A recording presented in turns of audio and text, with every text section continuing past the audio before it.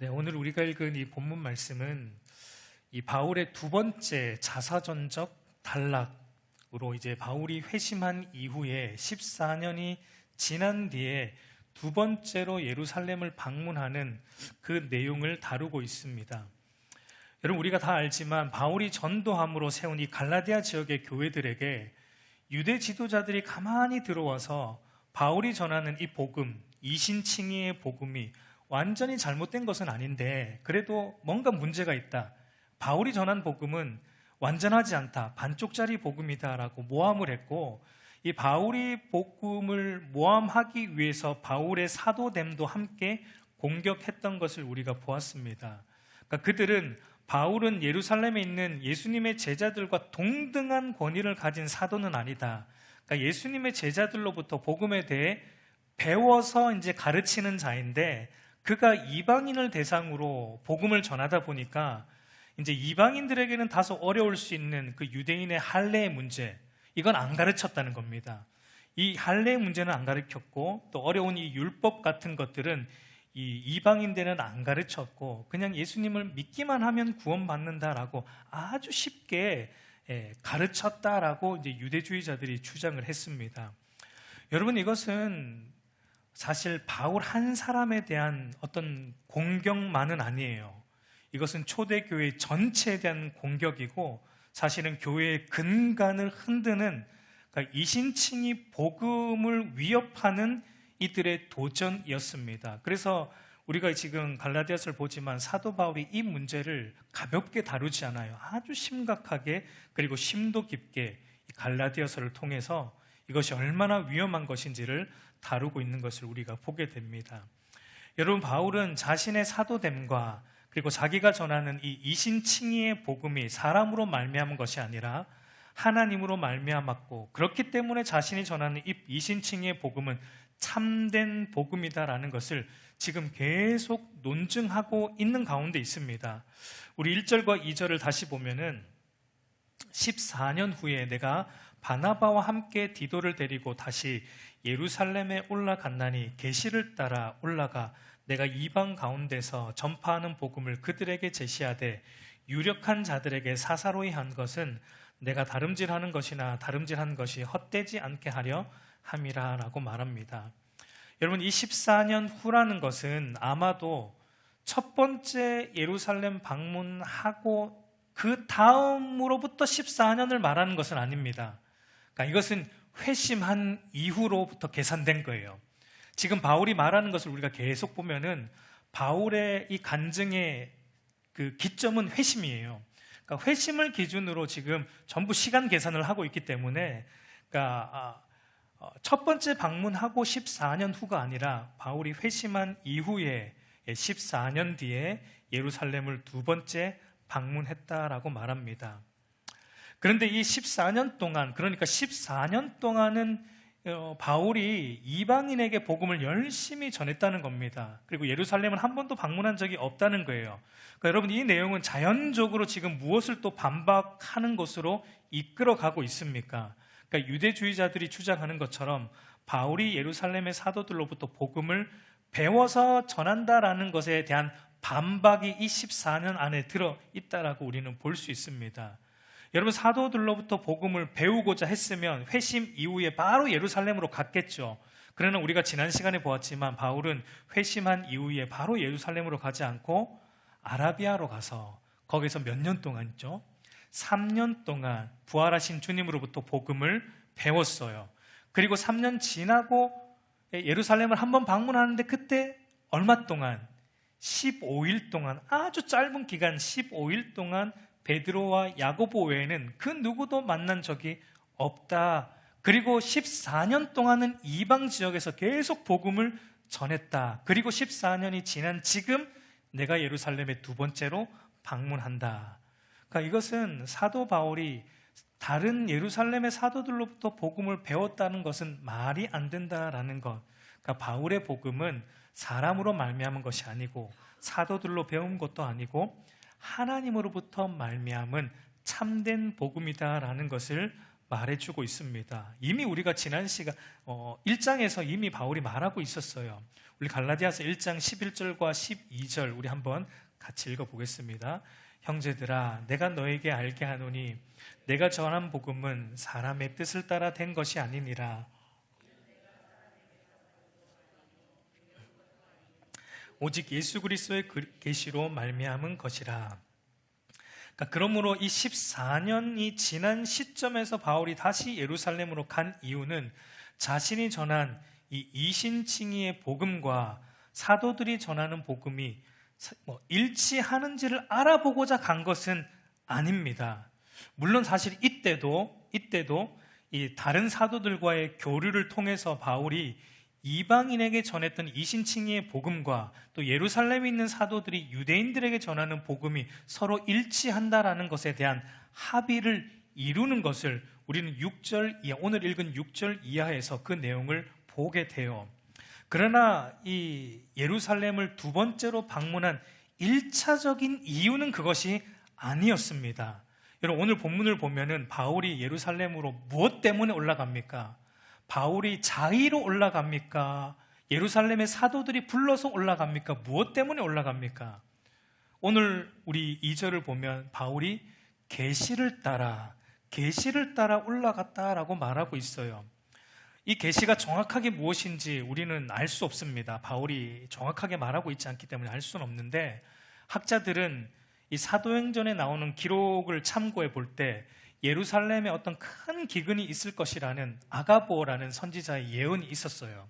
그리고 그 예언대로 이 예루살렘 지역에 큰 기근이 왔습니다. 그런데 이제 이방인 교회, 지금 바울이 사역하고 있는 이 이방인 지역에 있는 교회들이 예루살렘, 기근을 만난 예루살렘 교회를 돕기 위해서 구제 헌금을 모금을 했어요. 그리고 이것을 바울과 바나바 편으로 예루살렘으로 보내고 있기 때문에 지금 바울이 두 번째로 방문하고 있다라고 어떤 학자들은 말하기도 하는데 100% 맞다라고는 말할 수 없습니다. 그런데 이제 그 주장에 좀 힘을 실어주는 내용이 오늘 우리가 읽은 본문 10절에도 보면 이렇게 말하는데, 다만 우리에게 가난한 자들을 기억하도록 부탁하였으니 이것은 나도 본래부터 힘써 행하여 왔노라라고 말합니다. 그러니까 구제에 대한 부탁을 받았다는 거예요. 구제에 대한 부탁을 받아서 지금 그 일을 하고 있다라는 것을 언급하는 것을 볼 때 그런 학자들의 주장도 일리가 있다라고 볼 수 있습니다. 근데 어쨌든 중요한 것은 바울이 이 예루살렘에 두 번째 방문한 것은 자의로 온 것은 아니고, 또 사도들이 불러서 온 것도 아니고 하나님의 계시를 따라 올라갔다라는 점이 중요합니다. 그러니까 여러분, 바울의 삶은 뭐에 의해 움직여지는 삶이었습니까? 하나님의 계시를 따라 움직이는 삶이 바울의 삶이었다라는 것을 볼 수 있어요. 여러분, 여기서 우리는 우리의 삶도 그러해야 한다라는 것을 배울 수 있습니다. 여러분, 우리가 무엇에 따라 움직여져야 합니까? 이 세상의 어떤 가치나 돈에 따라 움직여지는 것이 아니라, 여러분, 우리 그리스도인의 삶도, 우리 그리스도인의 삶을 움직이는 동력과 기준은 하나님의 계시, 곧 하나님의 말씀이어야 한다라는 것입니다. 여러분, 이것은 아무리 강조해도 지나지 않는 우리 그리스도인들의 삶의 첫 번째 원칙입니다.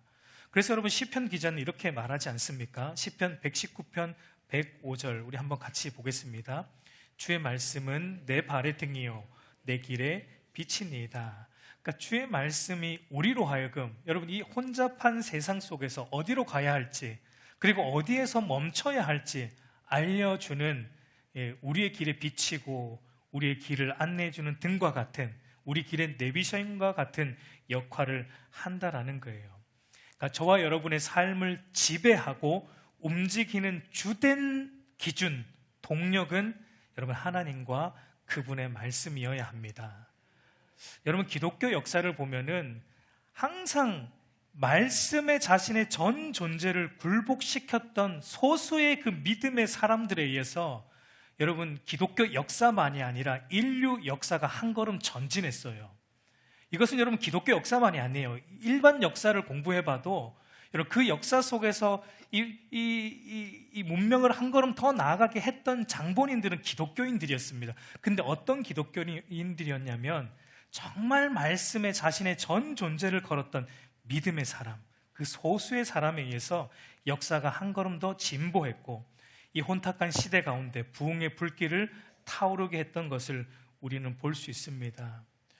여러분, 간절히 소망하기는 저와 여러분들이 그런 자들이 되기를 소망해요. 정말 하나님 말씀이 가는 데까지만 가고 말씀이 멈추는 데서 멈출 수 있는 말씀의 사람들이 되기를 간절히 소망합니다. 여러분, 바울이 하나님의 계시를 따라 예루살렘으로 올라간 그 목적을 2절에서 이렇게 밝히고 있는데 2절을 보니까 계시를 따라 올라가 내가 이방 가운데에 전파하는 복음을 그들에게 제시하되 유력한 자들에게 사사로이 한 것은 내가 다름질하는 것이나 다름질한 것이 헛되지 않게 하려 함이라 라고 말합니다. 여기서 이제 유력한 자들은 9절에서 말하고 있는 야고보나 게바나 요한과 같은 그러니까 사도들을 의미합니다.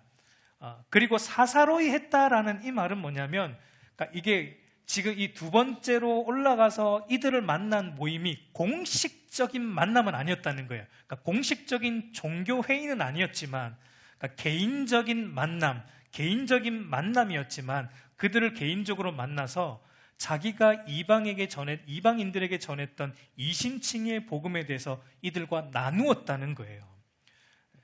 여러분, 그 이유가 뭡니까? 오늘 바울은 자신이 다름직한 것, 그러니까 예수 그리스도를 믿는 믿음으로 하나님께 받아들여진다는 이 이신칭의 복음을 전하는 일이 헛되지 않게 하려고 했다라고 바울은 말합니다.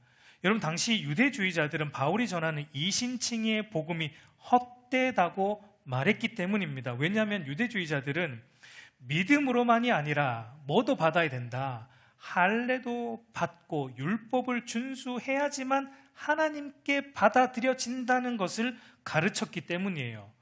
바울은 이런 유대주의자들의 주장이 틀렸고 자신이 전하는 이신칭의 복음이 맞다는 것을 입증하기 위해 계시를 따라 예루살렘을 방문하게 된 것입니다. 그러니까 여러분, 바울이 하나님의 계시를 통해 예루살렘으로 올라간 이유는 어떤 면에서 보면은 지금 싸우려고 가고 있는 겁니다. 그러니까 기독교 신앙의 핵심이자 이 복음의 정수와 같은 오직 예수 그리스도를 믿는 믿음만으로만 하나님께 의롭다 하심을 받고 구원 얻는다는 이 이신칭의의 교리를 사수하기 위해 이것을 거스르는 유대주의자들과 싸우기 위해 바울이 예루살렘으로 올라가고 있다라고 보게 돼요. 그래서 여러분, 팀 켈러 목사님이라는 분은 이렇게 말합니다. 이때 하나님은 바울을 통해 당시 초대교회 성도들도 보호하셨지만 오늘 현대 그리스도인인 우리도 보호하셨다라고 말합니다. 무슨 말입니까? 오직 하나님의 은혜로 오직 예수 그리스도를 믿음으로 의롭게 된다는 이신칭에 대한 교리는 교회의 근간이기 때문이에요. 여러분, 이것은 교회의 근간입니다. 마틴 루터는 뭐라고 말했냐면 이 이신칭의의 교리가 어떻게 우리가 붙들고 있느냐에 따라 교회가 서기도 하고 교회가 무너지기도 하는 아주 기독교의 핵심적인 교리가 바로 오직 믿음으로만 의롭게 된다는 이 이신칭의의 복음이라는 겁니다. 그래서 바울이 계시를 따라 예루살렘으로 간 것은 바로 이런 이신칭의 복음을 부정하는 거짓 교사들, 유대주의자들과 싸우기 위해 갔다라는 것을 보게 돼요. 여러분, 여기서 우리가 또 뭘 볼 수 있습니까? 우리가 하나님의 계시를 따라 하나님의 말씀을 따라 가게 되면, 하나님의 말씀을 따라 살게 되면 우리의 삶에는 사실 뭐가 있다라는 거예요? 싸움이 있다라는 겁니다. 싸움이 있다라는 거예요. 말씀대로 살면 늘 꽃길은 아니에요. 싸워야 하는 길입니다. 무엇과 싸워야 합니까? 거짓된 것, 거짓 복음, 거짓 진리와 우리는 싸워야 하는 겁니다. 그래서 바울은 에베소서에서 우리 영적 군인인 그리스도인들이 취해야 될 전신갑주를 말하면서 이 전신갑주의 첫 번째 갑주를 뭐라고 소개하고 있습니까? 우리 에베소서 6장 우리 13절 14절을 보면 그러므로 하나님의 전신갑주를 취하라. 이는 악한 날에 너희가 능히 대적하고 모든 일을 행한 후에 서기 위함이라. 그런즉 서서 진리로 너희 허리띠를 띠고 우리가 전신갑주를 취해야 되는데 제일 먼저 취해야 될 이 전신갑주는 진리의 허리띠입니다. 여러분, 허리라는 것은 지탱하는 거예요. 몸을 지탱하는 근간이에요. 그러니까 교회를 지탱하는 근간이 뭔가? 진리라는 겁니다. 진리를 사수해야 돼요. 어떤 진리? 이신칭의의 복음, 오직 예수 그리스도를 믿는 믿음으로만 의롭게 된다는 이 진리를 사수하는 것이 가장 중요하다라는 것을 우리에게 말합니다. 여러분, 우리가 말씀대로 살면 우리 눈에 뭐가 들어옵니까? 말씀과 다른 것이 들어오죠. 말씀대로 쫓아가면, 하나님의 계시를 따라 쫓아가면 우리 눈에 들어온 건 뭐냐면 말씀과 다른 것입니다. 그러니까 말씀처럼 보이지만 말씀이 아닌 유사 진리, 유사 복음, 왜곡된 진리, 거짓 진리와 거짓 복음이 우리의 눈에 들어와요. 그러니까 우리는 여러분 그것과 싸워야 하는 겁니다. 그래서 여러분, 하나님의 계시를 따라 바울이 올라갔는데 바울의 삶의 이 두 번째 방문에서 어떤 일을 겪게 됩니까? 우리 3절과 5절을 보면은 이렇게 이제 바울이 말하는데, 그러나 나와 함께 있는 헬라인 디도까지도 억지로 할례를 받게 하지 아니하였으니 이는 가만히 들어온 거짓 형제들 때문이라. 그들이 가만히 들어온 것은 그리스도 예수 안에서 우리가 가진 자유를 엿보고 우리를 종으로 삼고자 함이로되 그들에게 우리가 한시도 복종하지 아니하였으니 이는 복음의 진리가 항상 너희 가운데 있게 하려 함이라라고 말합니다. 여러분, 우리가 1절에서 보았지만 바울이 홀로 가지 않았습니다. 두 번째 방문할 때 누구와 함께 갑니까? 바나바와 디도. 더 함께 갔는지는 모르겠지만 성경 기록상으로는 바나바와 디도를 데리고 예루살렘으로 올라가요. 근데 이제 어떤 문제가 일어났냐면, 유대주의자들이, 예루살렘은 유대인들의 본거지잖아요. 그러니까 유대주의자들이 헬라인 디도, 이방인이었던 디도를 보고, 그 디도는 할례를 받지 않은 이방인이기 때문에 디도에게 할례를 주어야 한다라고 유대주의자들이 강력하게 주장을 한 겁니다. 여러분, 우리가 잘 알지만 바나바는 정통 유대인이기 때문에, 레위 족속이기 때문에 그는 할례를 받았죠, 당연히. 그러나 디도는 이방인이기 때문에 할례를 받지 않았어요. 그러니까 당시 유대인의 정서상 여러분, 디도, 이방인 디도를 데리고 예루살렘에 간다라는 것은 사실은 굉장한 위험 부담이 있습니다. 그럼에도 바울이 바나바만 데리고 가지 않고 이방인 디도까지 예루살렘으로 데려갔다라는 것은 사실 바울이 의도한 겁니다. 뭘 의도했냐면, 바울은 이 모든 상황을 예상한 거예요. 유대주의자들이 이방인 디도에게 할례를 권할 것을 바울도 예상을 했고, 그렇게 할례를 권할 때 바울은 그것을 거부함으로, 디도에게 할례를 주지 않으므로 뭘 증명하고 뭘 더 사수하려고 했던 겁니까? 오직 믿음으로만 의롭게 된다는 이 이신칭의의 복음을 사수하기 위해 일부러 이방인 디도를, 할례 받지 않은 디도를 데리고 간 거예요. 여러분, 그렇다고 여러분, 사도 바울이 할례 받는 것을 죄라고 말합니까? 그렇진 않아요. 여러분, 우리가 바울의 서신서나 읽어보면 바울이 유대인들에게는 할례 해라고 말합니다. 너희는 유대인이니까 할례 받아라고 말합니다. 그러니까 유대인에게는 할례를 받지 않을 것을 바울은 강요하지 않습니다. 그러나 이방인들에게는 할례를 할 것을 또 강요하지 않습니다. 이것이 중요해요. 왜 그렇게 합니까, 바울이? 그러니까 할례를 받는 것이나 받지 않는 것은 아무런 의미가 없어요. 중요하지 않아요. 그러니까 바울이 유대인들에게는 할례를 행해도 되고, 그러나 이방인에게는 할례를 행할 필요가 없다라고 말하는 이유가 무엇입니까? 할례라는 외형적 조건이 하나님 앞에 의롭게 되는 필수 조건이 아니기 때문입니다. 유대인들은 그렇게 믿었어요. 왜냐하면 유대인들은 이 할례가 바로 아브라함으로부터 시작되었죠. 이스라엘 백성의 시조인 아브라함으로부터 시작되었고, 하나님의 언약 백성됨의 외형적 표지였기 때문에 그렇게 믿었지만, 그러나 여러분, 엄밀하게 보면은 구약에 있는 이스라엘 백성들도 할례를 받음으로 하나님의 백성이 되지는 않았습니다. 여러분, 그래서 사도 바울이 로마서에 이렇게 말하는데, 로마서 4장 11절 말씀 우리 한번 같이 읽어볼까요? 그가 할례의 표를 받은 것은 무할례시에 믿음으로 된 의를 인친 것이니 이는 무할례자로서 믿는 모든 자의 조상이 되어 그들도 의로 여기심을 얻게 하려 하심이라. 여러분, 바울이 로마서 4장에서 아브라함이 왜 의롭다 여김을 받았는가, 이 문제를 이제 다루고 있는데, 바울은 이스라엘 백성의 시조인 아브라함도 할례를 받기 전에 이미 하나님을 믿는 믿음으로 하나님으로부터 의롭다 하심을 칭함을 받았고, 그게 창세기 15장이죠. 그리고 할례 언약이 몇 장에 나옵니까? 창세기 17장에 나와요. 그러니까 이미 할례 받기 전에 아브라함은 믿음으로 의롭다함을 받았다. 여러분, 구약에 있는 모든 이스라엘 백성들도 할례 때문에 하나님 백성 된 것이 아닙니다. 그게 외적 표지였지만, 그러나 그 할례가 진정한 하나님 백성됨의 의미가 아니었고, 바로 예수 그리스도를 믿는 믿음으로 구약의 이스라엘 백성들도 하나님 앞에 의롭다 하심을 받았다라는 것을 지금 바울이 말하고자 디도를 데리고 간 겁니다. 여러분, 유대주의자들이 이방인들에게 구원을 받으려면 예수님을 믿어야 되지만 그것만으로는 부족하고 유대인들처럼 할례를 받아야 된다라는 것은, 누구든지 그리스도인이 되려면 뭐가 돼야 된다는 겁니까? 유대인처럼 돼야 된다는 거예요. 이방인들도 그리스도인이 되려면 예수님도 믿어야 되는데 또 뭐가 돼야 된다는 겁니까? 유대인이 돼야 된다는 겁니다. 할례를 받아야 된다는 건.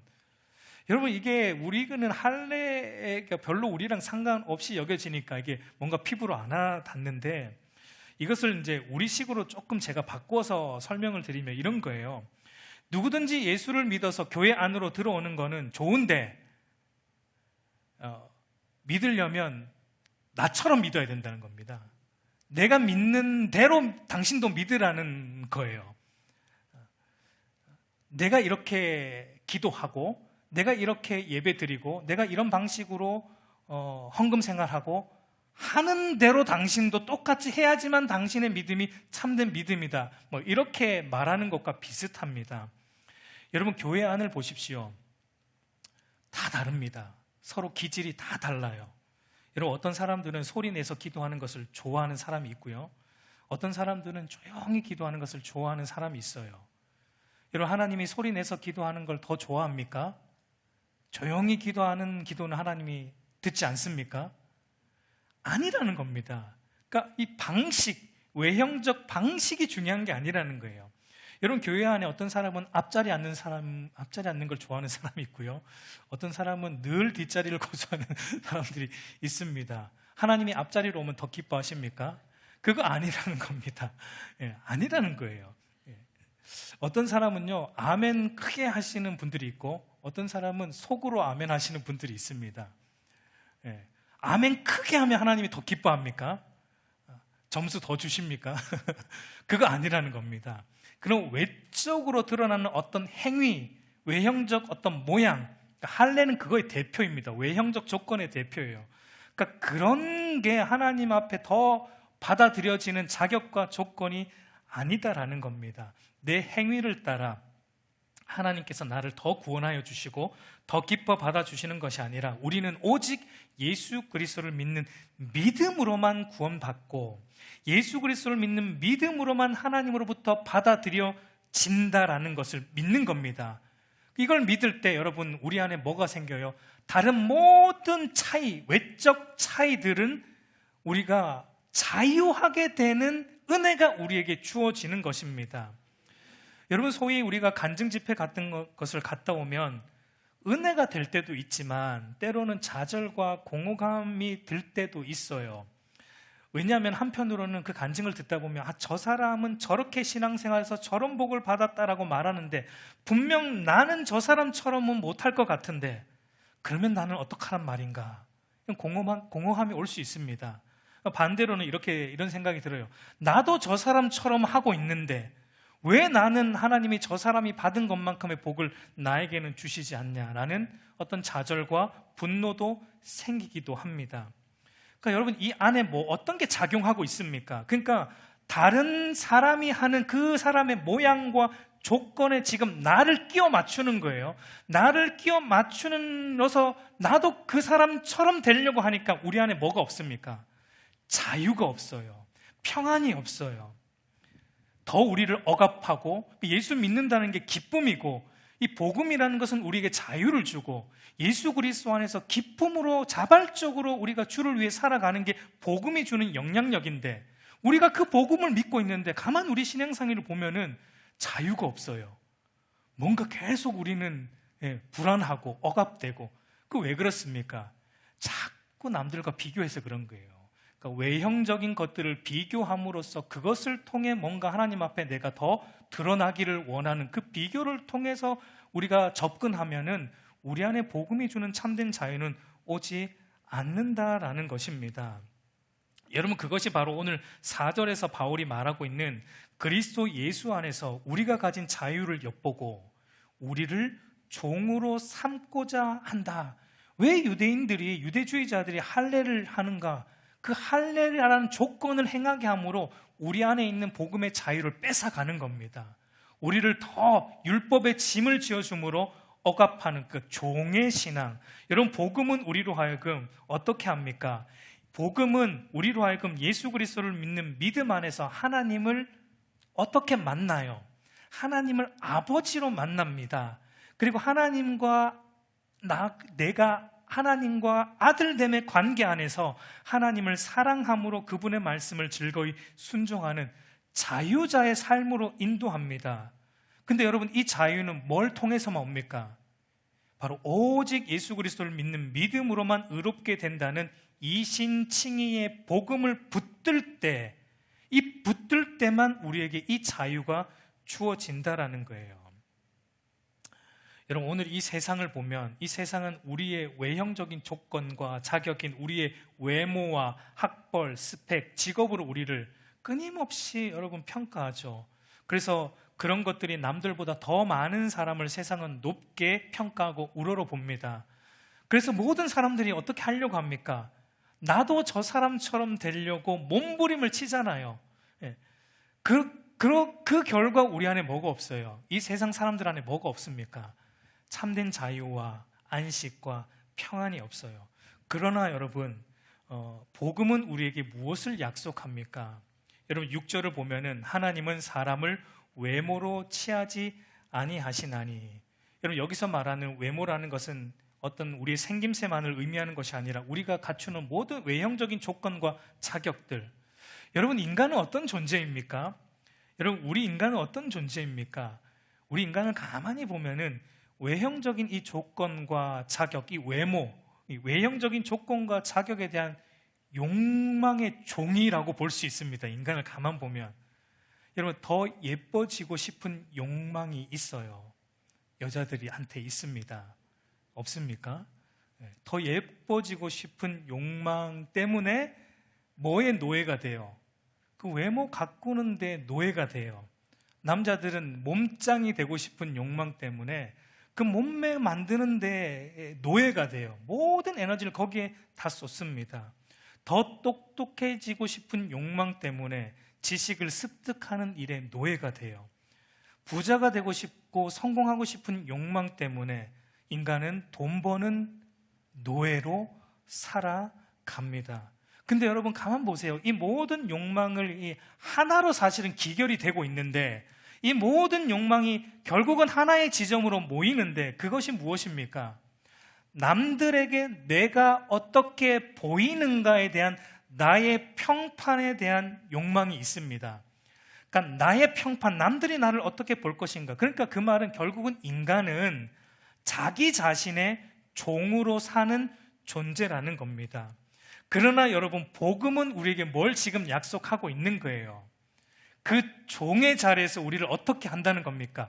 자유롭게 해준다는 겁니다. 왜 그렇습니까? 우리가 믿는 복음은 뭐라고 말하고 있으니까, 하나님, 우리가 믿는 하나님은 뭘 보시지 않는 하나님, 외모를 보시지 않는 하나님, 우리의 외형적 조건과 자격으로 우리를 받아주시는 분이 아니라 오직 예수 그리스도를 믿는 믿음으로 우리를 받아주시는 하나님이라는 이 복음, 우리가 외형적으로 뭔가 더 낫기 때문에 하나님은 나를 더 잘 대우해 주시는 게 아니라 오직 예수 그리스도를 믿는 믿음 안에서 오직 하나님의 은혜로 우리를 기쁘게 받아주시고 우리를 당신의 자녀 삼아 주셨다는 이 복음을 믿을 때, 여러분, 우리 안에 이제 더 이상 이런 욕망의 종이 아니고 우리 자신의 종도 아니라 우리는 그 모든 외형적인 것으로부터 자유하게 되는, 복음이 주는 자유를 맛보게 되는 것입니다. 여러분, 하나님은 우리의 무엇을 보십니까? 중심을 보세요. 우리 중심의 믿음을 보세요. 근데 여러분, 그 믿음을 보시는데 우리 안에 있는 믿음을 보세요. 근데 그 믿음도 누가 주신 겁니까? 우리 스스로 믿은 게 아니고 그 믿음도 하나님이 은혜로 주신 겁니다. 그 믿음을 보십니다. 그러니까 결국은 하나님이 뭘 보십니까?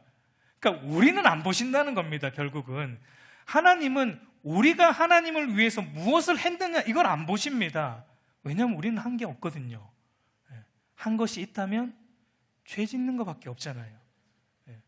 그거 뭘 내세울, 그 외형적 작용과 조건 여러분 내세워봤자 여러분 하나님 앞에 전혀 득될 거 없습니다. 그러니까 하나님이 우리의 믿음을 보시는데 우리 안에 있는 믿음조차도 우리 것이 아니기 때문에 결국 하나님이 보시는 건 뭐냐면, 하나님께서 우리를 구원하시기 위해 예수 그리스도를 통해 하신 하나님 당신의 일을 하나님이 보세요. 그러니까 하나님이 우리 보실 때 우리의 자격과 조건이 아니라 우리 안에 있는 예수 그리스도를 통해 행하신 하나님 당신이 하신 구원의 일, 이 복음의 일, 이신칭의의 복음을, 우리 안에 있는 이 복음을 하나님이 보시고 우리를 받아 주신다라는 것입니다. 그것이 여러분 바로 이신칭의 복음을 믿을 때 오는 이 참된 자유입니다. 이 복음을 우리가 온전히 믿을 때 우리는 이 모든 외형적 뭔가 나의 평판으로부터 자유로워져요. 남들에게 어떻게 보일까? 이게 중요하지가 않아요.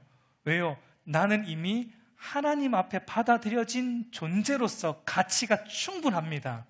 그것으로 여러분 우리의 가치는 충분해요. 더 이상 뭘 포장하려고 애쓸 필요가 없다는 거예요. 하나님은 그거면 충분하다는 겁니다. 여러분, 마지막으로 이 복음은 우리 안에 이 모든 영역에서 이 자유와 기쁨을 줄 뿐만 아니라 또 자유 속에서 참된 연합을 만들어낸다고 오늘 바울은 우리에게 보여줍니다. 우리 9절 말씀을 보면 이렇게 말합니다. 또 기둥같이 여기는 야고보와 게바와 요한도 내게 주신 은혜를 알므로 나와 바나바에게 친교의 악수를 하였으니 우리는 이방인에게로 그들은 할례자에게로 가게 하려 함이라 라고 말합니다. 여러분, 초대교회의 기둥과 같은 사도들인 야고보와 베드로와 요한이 바울과 바나바와 친교의 악수를 했다고 말하는데, 여러분, 이 당시에 악수라는 것은 오늘 우리 사회의 악수처럼 단순한 인사의 의미는 아닙니다. 이 당시에 악수가 가지고 있는 의미는 서로의 관계에 대한 대등함, 그런 의미예요. 서로의 관계에 대한 대등함을 확정하는 의미가 악수가 담고 있는 의미입니다. 그러니까 이들이 바나바와 바울과 또 예루살렘에 있는 사도들과 친교의 악수를 했다라는 것은 14년 만에 만나서 친교의 악수를 했다라는 것은 그러니까 서로의 사역, 그러니까 바울과 바나바가 이방인들에게 전하는 이 복음과 예루살렘에 있는 사도들이 유대인들에게 전하는 복음이 서로의 사역의 독립성을 인정하면서도 동시에 서로의 사역이 대등하다라는 것을 서로 인정했다라는 의미입니다. 즉 바울과 바나바는 이방인의 사역으로 하나님이 불러주셨고 다른 사도들은 유대인의 사역으로 부름을 받았는데 누구의 사역이 더 중요하다, 이건 없다는 거예요. 누구의 사역이 더 중요하고 누구의 사역이 덜 중요하고 그런 건 없고, 하나님의 부름을 받은 사람들의 사역은 모두 다 동일한 비중으로 중요하다라는 것을 인정했다라는 겁니다. 여러분, 어떤 직분이 더 귀하고 어떤 직분은 덜 귀하고, 목사는 교회에서 가장 귀한 직분이고 집사는 제일 핫바리 죄송합니다, 그런 직분이고, 그게 아니라는 겁니다. 목사나 집사나 모든 직분은 하나님 앞에서 동등한 거예요. 직분의 어떤 높낮이가 아니에요. 하나님 앞에서 동등해요. 서로에 맡은 사역이 어떠하든지 복음이라는 것은 연합을 이루어낸다는 거예요. 직분이 어떠하든지 어떤 사역을 맡고 있든지 그것은 더 중요하고 덜 중요한 것이 아니라 복음이라는 것은 바로 그 모든 다름 안에서 연합을 만들어낸다. 라는 것을 말하고 있습니다. 그러니까 여러분, 예수 그리스도를 믿는 믿음 안에 있는 모든 사람은 누구나 할 것 없이 다 귀하고 소중합니다. 여러분, 교회는요, 복음이라는 이 한 가지 눈만 가지고 있으면 돼요. 교회는 복음이라는 이 한 가지 눈만 가지고 다른 모든 외적인 장벽들과 한계는 뛰어넘어서 연합을 이루는 아주 신비한 공동체입니다. 여러분, 분명 교회 안에도 보면은 서로 극과 극의 사람들이 분명 있어요. 분명 있습니다. 왠지 안 맞는 사람들이 있어요. 성격도 안 맞고 분명 안 맞는 사람들이 교회 안에 분명히 있는데, 그러나 여러분, 할 수만 있으면 여러분 그 장벽을 허물어야 됩니다. 복음과 진리가 우리 안에 풍성하게 있고 나머지 모든 것들은 무너져야 돼요. 나머지 모든 것들은 무너져야 돼요. 나머지 상대적인 외적 차이들은 아무것도 아니라는 것을 우리 알곡교회 공동체 안에 들어오면 사람들이 느껴져야 돼요. 아, 이게 아무것도 아니구나. 밖에서 어떤 직업을 가지고 있고 밖에서 뭐 무슨 차를 타고 다니고 어떤 집에 살고 이런 모든 외적인 것들이 우리 알곡교회에 들어오니까 이게 아무것도 아니구나. 아, 이 교회 안에 복음으로서 하나됨이 느껴지는구나. 이 교회 안에 예수 그리스도를 믿는 믿음으로 하나됨이 느껴져야 돼요. 우리 알곡교회가 정말 그런 교회가 되기를 간절히 소망합니다. 우리 사랑하는 성도 여러분, 이제 말씀을 맺겠습니다. 여러분, 예수 그리스도를 믿는 믿음으로만 의롭게 된다는 이 이신칭의의 진리는 여러분 무슨 수를 써서도 싸워야 됩니다. 이거는 여러분 우리가 타협할 수 있는 문제가 아니에요. 여러분, 혹시 교회 안에 이런 이신칭의 복음을 공격한다? 그때는 여러분 팔 걷고 발 걷고 저와 함께 싸워야 됩니다. 그때도 좋은 게 좋은 거지 하고 여러분 뒷짐지고 있으면 안 돼요. 이거는 여러분 싸워야 되는 거예요. 바울이 싸우러 올라간 거예요. 이 복음을 사수하는 데는 싸워야 돼요. 그런데 이것 외에, 이 이신칭의 복음 외에 우리의 외형적인 모든 다른들을 여러분, 이건요 서로 좀 이해하고 용납하고 서로 받아들이고 내가 양보할 건 좀 양보하고, 그래서 성령께서 하나 되게 하신 이 교회 공동체의 하나됨을 힘써 지켜 나가야 하는 것입니다. 여러분, 우리가 이런 양면성을 항상 균형 있게 견지해야 됩니다. 반드시 사수해야 될 것은 싸우되, 그러나 비본질적인 것, 복음이 아닌 비본질적인 것에서는 여러분 좀 너그럽게 받아주면서 교회 공동체 하나됨을 여러분 지켜가는 교회다움이 저와 여러분 안에, 우리 알곡교회 안에 있기를 우리 주님의 이름으로 축복합니다.